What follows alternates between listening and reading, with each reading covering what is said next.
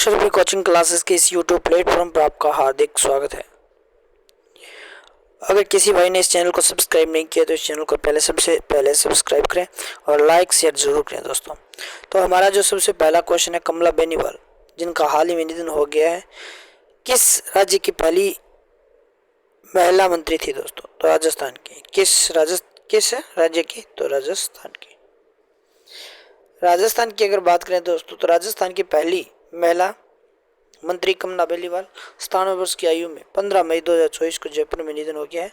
1927 में झुंझुनू जिले में जन्मी वह एक स्वतंत्रता सेनानी थी जिन्होंने महाराजा कॉलेज से बीए और वनस्थली विद्यापीठ से एमए किया था। 1952 में वह 7 बार विधायक बनी है और 27 साल की उम्र में वह राजस्थान की पहले महिला मंत्री बनी है दोस्तों, जिन्होंने 2003 में उप मुख्यमंत्री सहित कांग्रेस सरकार में विभिन्न मंत्री भूमिकाएं निभाई हैं दोस्तों। नेक्स्ट क्वेश्चन है कि आंतरिक विस्थापन पर वैश्विक रिपोर्ट 2024 हाल ही में किस संगठन द्वारा प्रकाशित की गई?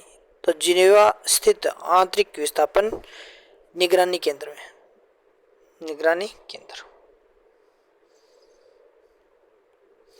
जिनेवा स्थित IDMC की आंतरिक विस्थापन 2024 पर वैश्विक रिपोर्ट के अनुसार 2023 में वैश्विक आंतरिक विस्थापन एक साल पहले के 71.1 मिलियन से बढ़कर 75.9 मिलियन हो गई है।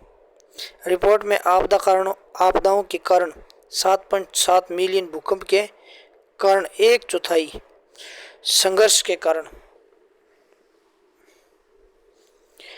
68.3 मिलियन विस्थापित होने का हवाला दिया है। सूडान, सीरिया, DRC,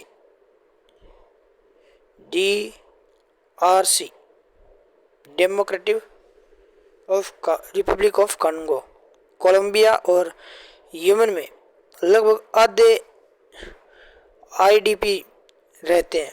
केवल सूडान में 9.1 मिलियन IDP दर्ज किया गया। नए विस्थापन सूडान, फिलिस्तीन क्षेत्र और DRC के में केंद्र है दोस्तों। नेक्स्ट क्वेश्चन, हाल ही में खबरों में रहा शाहुल क्या है? तो शाहुल क्या है दोस्तों? शाहुल क्या है? तो ये आपको याद रखना है। शाहुल एक प्राचीन महाद्वीप है दोस्तों, प्राचीन महाद्वीप है। प्राचीन महाद्वीप की बात करें दोस्तों तो पुरातत्वविदों ने हाल ही में शाहुल की खोज की है, जो पिछले हिम युग दौरान महाद्वीपों में प्राचीन मानव प्रवास में सहायता करने वाला एक खोया हुआ परिदृश्य है। शाहुल एक सुपर कॉन्टिनेंट वर्तमान ऑस्ट्रेलिया, पापुआ न्यू गिनी और तस्मानिया को जोड़ता है। इस भूमिपुल ने लगभग 17,000 साल पहले एशिया से ऑस्ट्रेलिया तक मानव की आवाजाही को सुविधाजनक बनाया था। हिमयुग भूग्रविक अवधि, जिसमें विशाल बर्फ का आवरण होता है जो लाखों वर्षों तक चलता है, महाद्वीपों को नया आकार देता है। सबसे पहला ज्ञान हिमयुग प्री कैम्ब्रियन काल के दौरान 570 मिलियन वर्ष से अधिक पुराना है दोस्तों। नेक्स्ट क्वेश्चन है कि हाल ही में खबरों में आई IGLAS रक्षा प्रणाली किस देश द्वारा विकसित की गई है दोस्तों? तो रूस द्वारा। किस देश द्वारा? रूस के द्वारा। रूस की अगर बात करें, भारतीय सेना को मई के अंत तक नई रूसी IGLAS विसोराड प्रणाली प्राप्त होने वाली है। रूस द्वारा विकसित यह व्यक्तिगत या चालक दल के उपयोग के लिए एक हैंडहेल्ड मैन पैड्स है जो कम उड़ान वाले विमानों, क्रूज मिसाइलों, ड्रोन को लक्षित करता है। घटकों में 9 M342 मिसाइल नोपी 522 लॉन्चिंग तंत्र और अन्य शामिल है। 500 मीटर से 6 किलोमीटर की रेंज और 3.5 किलोमीटर की ऊंचाई क्षमता के साथ यह भारत की वायु रक्षा को बढ़ाता है, जो पहाड़ी क्षेत्रों में महत्वपूर्ण है। टेलीमानस, जो हाल ही में समाचार पत्रों में देखा गया, किस मंत्रालय की एक पहल है दोस्तों? तो स्वास्थ्य और पर्यावरण कल्याण मंत्रालय, परिवार कल्याण मंत्रालय।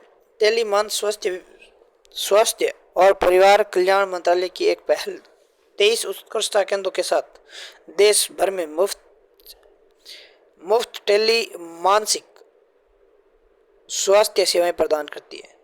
नींद की समस्या, तनाव, खराब मूड, विफलता का डर और माता पिता की चिंताओं का हवाला देते हुए 15 से 30 उम्र के लोगों की कॉल में वृद्धि हुई है। नोडल केंद्र राष्ट्रीय मानसिक स्वास्थ्य और तांत्रिक विज्ञान संस्थान, अंतर्राष्ट्रीय सूचना प्रौद्योगिकी संस्थान बेंगलुरु द्वारा समर्थित है। नेक्स्ट क्वेश्चन है कि अंबाजी व्हाइट मार्बल, जिसे हाल ही में जीआई टैग से सम्मानित किया गया है, मुख्य रूप से किस राज्य से निकलता है? तो गुजरात से निकलता है दोस्तों। किस राज्य से निकलता है? गुजरात से।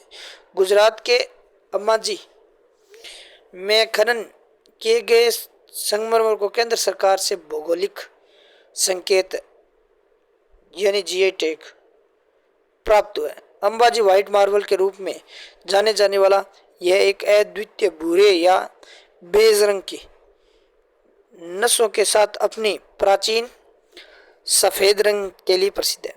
नेक्स्ट है कि हाल ही में किस देश ने guided multi launch rocket system Fateh second का सफलतापूर्ण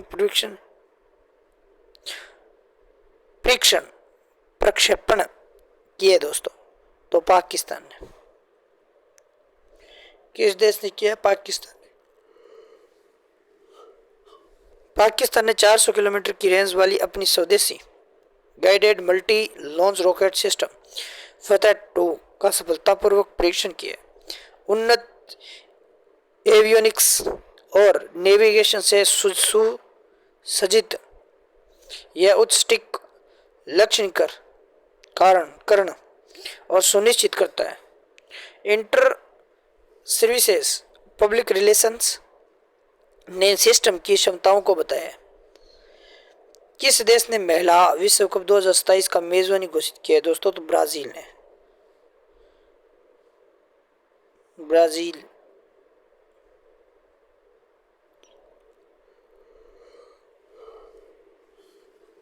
बेल्जियम, नीदरलैंड और जर्मनी की संयुक्त दावेदारी को पछाड़ते हुए ब्राजील को फीफा कांग्रेस में 2027 महिला विश्व कप का मेजबान घोषित किया गया है।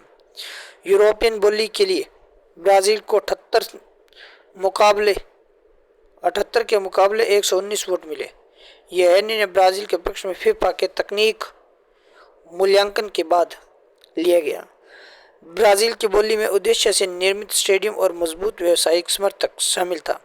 अमेरिका को मैक्सिको ने 2031 टूर्नामेंट पर ध्यान केंद्रित करने के लिए अपनी संयुक्त बोली वापस ले ली थी दोस्तों। नेक्स्ट क्वेश्चन है कि वेटलैंड अर्ली प्रोफेशनल्स स्कीम के लिए गतिशील व्यवस्था हाल ही में समाचार पत्रों में देखी। भारत और किस देश के बीच एक द्वितीय ढांचा है? तो किस देश के साथ दोस्तों? ऑस्ट्रेलिया के साथ।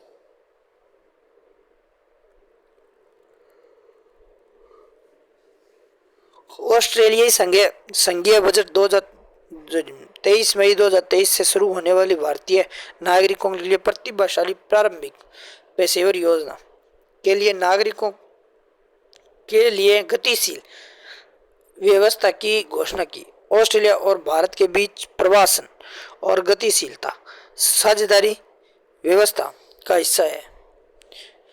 स्थायी गतिशील को सक्षम बनाता है और 18 से 30 आयु वर्ग के भारतीय स्नातकों और शुरुआती कैरियर पेशेवरों को लक्षित क्षेत्रों में 2 साल तक ऑस्ट्रेलिया में रहने और काम करने की छूट है।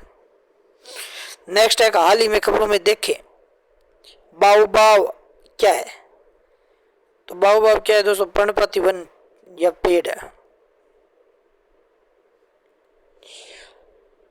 प्रकृति में एक हालिया अध्ययन जिसका शीर्षक मेडागास्कर में बाओबाब पेड़ का उदय है। मेडागास्कर, अफ्रीका और ऑस्ट्रेलिया में पाए जाने वाले पर्णपाती पेड़ों बाओबाब की उत्पत्ति और प्रसार का प्रकाशन डालता है।